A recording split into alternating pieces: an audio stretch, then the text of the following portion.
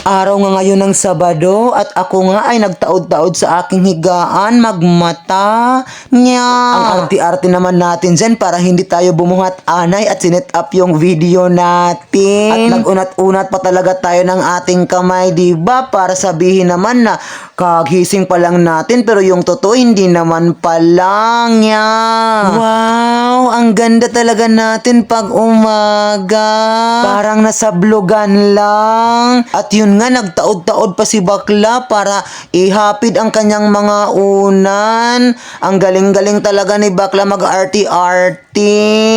Nya. Ayun na nga, tinumbaw-tumbaw na nga ni bakla yung unan niya. Wow, paglabas ko nga, nandyan pa yung mga hinigaan ni mama. Ang galing talaga, isang beses na lang papagalitan ko na yon. Ano nga kala nila sa akin, yaya? Wow, paglingi ko nga sa hinigaan ni tatay, nandun pa nakabita yung kulambo niyang galing. Sana dumami pa kayo, no? Ang Disney princess pa talaga ang pinagagawa niyo ng trabaho sa bahay.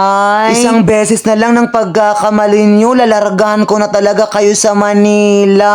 Nya, joke lang pala, hindi pala ako marunong mag-travel mag-isa at ayaw ko dun sa Manila. At lumusad na nga ako sa kusina para magluto ng aking pamamahawin. At habang niluluto ko ngayong aking pangahaw, tinutbrush ko ng aking tango dahil kagabi nakakain ako ng mabuhok niya.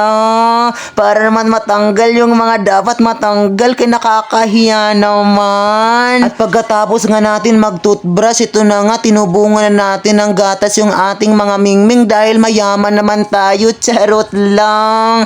At hinenda ko ng aking gatas. Nya, yun na nga, tingnan mo naman dahil naka-LL tayo sa live, oatmeal na may apple, may tinapa yung pamahaw natin. At binigyan ko nakin yung mga misay ng mga pagkain. Tingnan naman natin kung paano ako kumain. Nagmumuko-muko talaga ako para hindi naman madismayo yung mga bugoy kapag magpapakain sila. At ito na nga, nag-aarti-artihan naman si bakla. Naglinis-linisan tayo sa ating igbaw para sabihin naman na good girl tayo.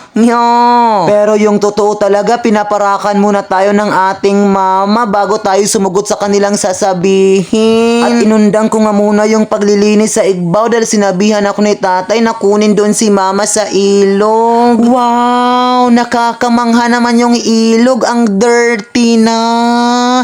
Pero marami pa rin naglalabang yan. Pero wala naman tayong no choice kundi maglabas sa napakaruming tubig na yan sa ilog. Dahil mamara na nga yung tubig sa ilog katulad ng pagmaranang sa akin. At ipinagpatuloy ko na nga yung pagsisilig ko sa baba dahil yung ayam namin ay palaging nagsasarang-sarang ng mga gamit sa baba. Pero ang totoo, ako talaga nagsarang-sarang yan para may malinisan ako niya.